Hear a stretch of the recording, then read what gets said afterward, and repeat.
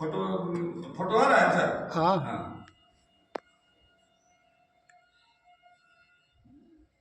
आज के ऐतिहासिक दिन जोर से बोलो, आवाज आई थी। 14 अप्रैल 2025 को हम डॉक्टर भीमराव अम्बेडकर की जयंती मना रहे हैं।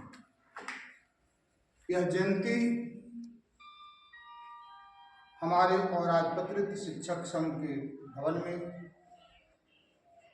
वर्किंग कमेटी के सदस्यों की उपस्थिति में और इनके नेतृत्वकर्ता माननीय अध्यक्ष महोदय प्रदेश जी, प्रमंडलीय सचिव रामपाल पासवान जी,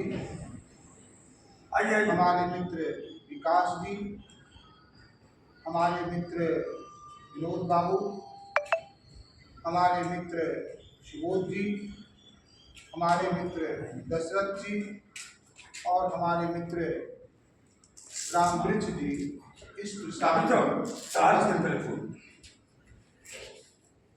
साथियों, यह प्रश्न उठता है कि अम्बेडकर के सपनों का भारत कैसा होना चाहिए। अम्बेडकर ने भारत के लिए क्या क्या सपने बुने थे, आज इस विषय का पर समीक्षा करनी चाहिए। हम सर्वप्रथम सोचते हैं कि बाबा साहेब इस देश के ही नहीं बल्कि देश और देश से बाहर कई रंगमंचों पर, कई बौद्धिक मंचों पर, कई विश्वविद्यालय में अपने कार्य को रेखांकित किया है, अपने कार्यों से उस देश को अभिभूत किया है। हमारे देश में कुछ संकुचित विचारधारा के लोग रहते हैं जिन्होंने सिर्फ अम्बेडकर को दलितों का मसीहा मानकर बैठा, दलितों का नेता मानकर बैठा। इस विचारधारा को पुष्ट करने में एक बड़े अभिजात वर्ग के लोग की कुटिलता शामिल, बड़े ही षड्यंत्र तरीके से मीडिया के माध्यम से, पेपर पत्रिकाओं के माध्यम से, पुस्तकों के माध्यम से उन्होंने दलित चिंतक, दलित लीडर, दलित राजनेता घोषित किया। साथियों, मैं इस बारे में कहना चाहता हूं, डॉक्टर अंबेडकर सर्वधर्म के नेता थे, सभी वर्गों के नेता थे और इस देश के नहीं, इस कई देशों के नेता थे। मैं इनकी छोटी मिसाल देना चाहता हूं कि अंबेडकर नारीवाद के बेहतरीन चिंतक थे।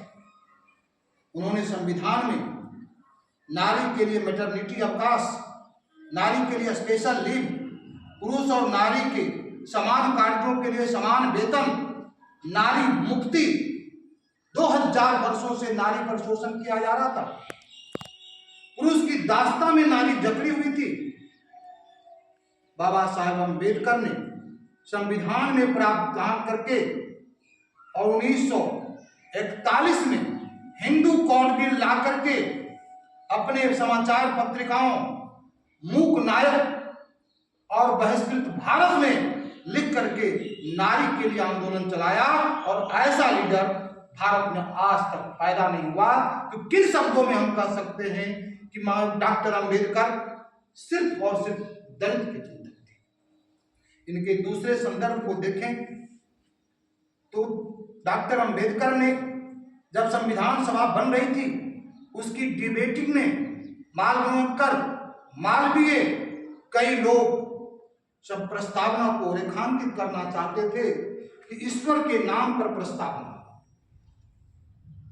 देवताओं के नाम पर प्रस्तावना हो। कई देश आयरलैंड और कनाडा के संविधान की चर्चा किए, वोटिंग हुई और यह तय हुआ 61 वोट संविधान सभा में अंबेडकर के प्रस्ताव पर पारित हुआ और संविधान को लिखा गया कि कोई ईश्वर के नाम से प्रस्तावना स्टार्ट नहीं होगा, बल्कि we are the people of India, हम भारत के लोग से यह संविधान स्थापित हुआ। और इस संविधान में समानता, बंधुता, समता, अनुच्छेद 14 ऐसे आर्टिकल का प्रावधान करके समाज को उन्होंने एक साथ लाने का काम किया। इन बातों से भी यह पता चलता है कि बाबा साहेब अम्बेडकर किसी खास दलित, शोषित, वंचित के लीडर नहीं थे, बल्कि सभी वर्गों, सभी धर्मों के लीडर थे। मैं आपको याद दिलाना चाहता हूं कि धर्मनिरपेक्षता का शब्द मौलिक अधिकार की रक्षा क्या सिर्फ शेड्यूल कास्ट, शेड्यूल ट्राइब के लिए, क्या सिर्फ ओबीसी के लिए? संविधान का अनुच्छेद 32 यह कहता है, जब किसी व्यक्ति की गरिमा पर आघात पहुंचे, किसी व्यक्ति के मौलिक अधिकार का हनन होता हो, तो अनुच्छेद 32 के तहत आप सुप्रीम कोर्ट में रीट याचिका दायर कर सकते हैं और ह्यूमन डिग्निटी को बरकरार कर सकते हैं। सुप्रीम कोर्ट का यह ऑर्डर रीट और परमादेश में जारी होगा कि कोई भी देश का नागरिक का, कोई व्यक्ति, कोई संस्था, कोई सरकार उसके मौलिक अधिकारों का हनन नहीं कर सकता। मौलिक अधिकारों का सुरक्षा का कवच अनुच्छेद 32 को माना जाता है। इसीलिए अम्बेडकर से संविधान सभा ने पूछा कि आपने इतनी बेहतरीन ड्राफ्टिंग किए, आप बताइए कौन सा अनुच्छेद संविधान की आत्मा कहा जाएगा? तो अनुच्छेद 32 संविधान की आत्मा कहा जाएगा, सोल ऑफ द कॉन्स्टिट्यूशन। आज हम उनके कई पृष्ठभूमियों को देख सकते हैं। आपने इस देश में